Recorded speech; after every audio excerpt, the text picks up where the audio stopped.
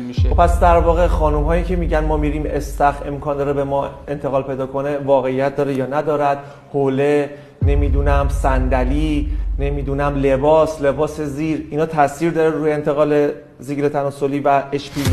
اگه با صراحت بگم خیر، حجمه بهم وارد میشه. نه، اتفاقا میخوایم این موضوع رو بدونیم که آقا پس استخ لزوما باعث پس 100% بدون هیچ ابایی باید حتما رابطه جنسی برای زیگیل تناسلی. چرا؟ چون من دستم هم ممکنه زیگیل بزنه، هیچ ارتباطی به سکس نداره، ممکنه صورتم هم زیگیل بزنه.